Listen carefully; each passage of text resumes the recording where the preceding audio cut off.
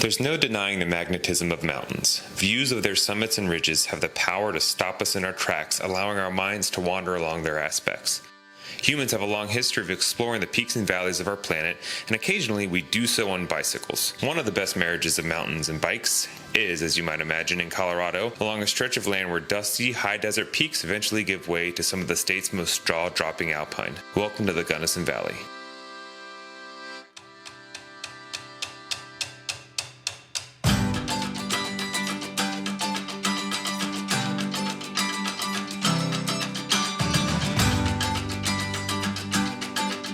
The Gunnison Valley is effectively bookended by two communities, Gunnison and Crested Butte, and each community is home to their own respective dedicated contingent of mountain bike stewards and advocates, Gunnison Trails and the Crested Butte Mountain Bike Association. Of course, each community has their own flavor, but the riding here tastes best when combined.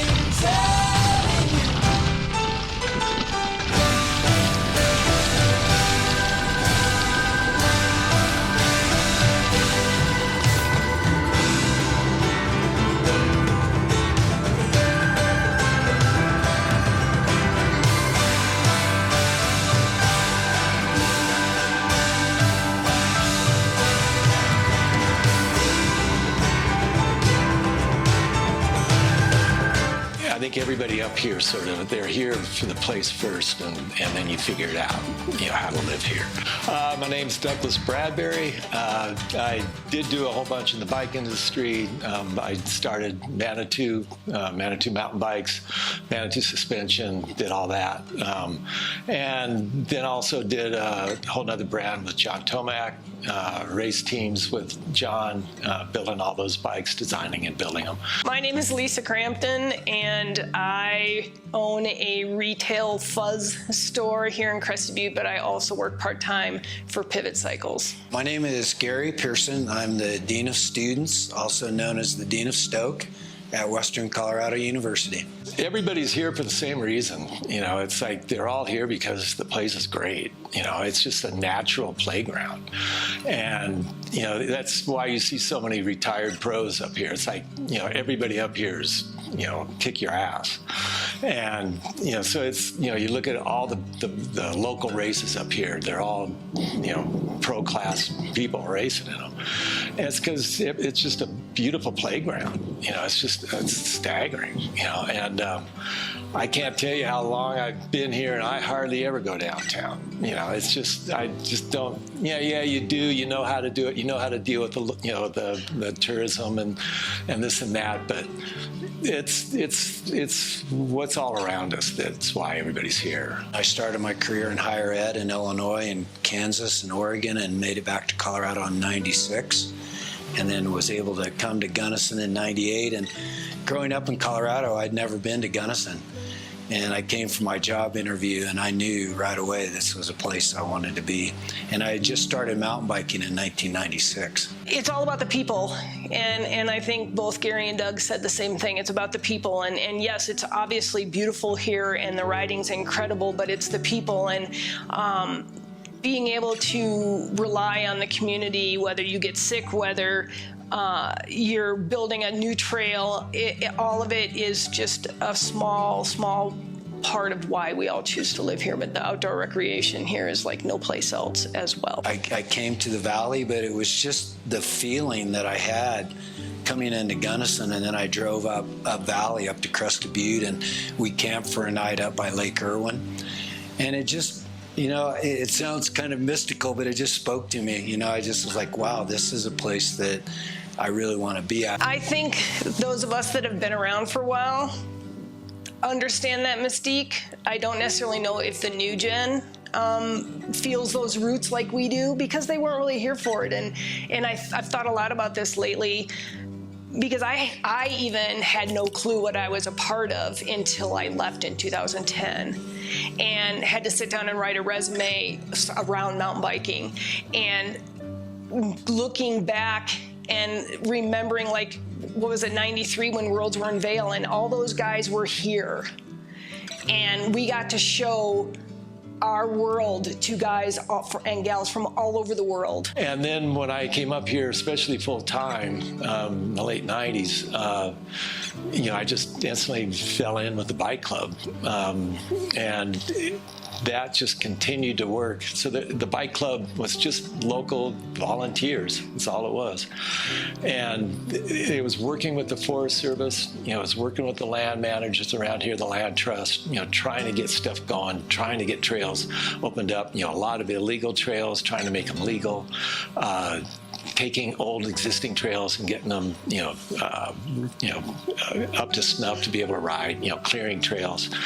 And to me, it was just fun. And for the majority of people here, it was, that you're sort of doing good, but it's also, you're really doing it for yourself, so you have somewhere to ride.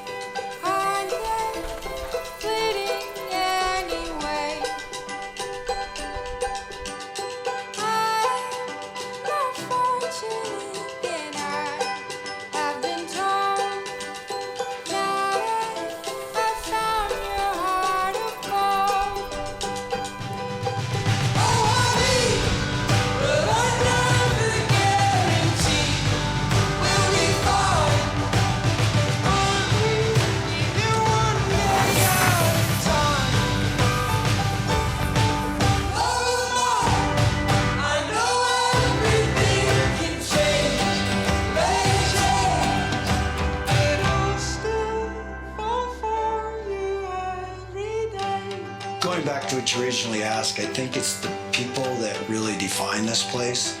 You know, the passion, really the true joy of getting to live here. That's a common bond that I think we all share. And then I think, you know, we all truly care about each other, but we care about this place. And, you know, there's the sustainability piece that we want to make sure we're building trails that are sustainable and we're taking care of them. And that's what I'm really proud of with some of the work that Gunnison Trails and really Simba's done is these are hand-built trails and they're just exceptionally well done. And the riding's incredible. So I think it's the people and the quality of the trail systems that really define this place. It's, you know, I know there's lots of great riding, albeit I haven't been to many parts of the country, but I really don't want to go anywhere else.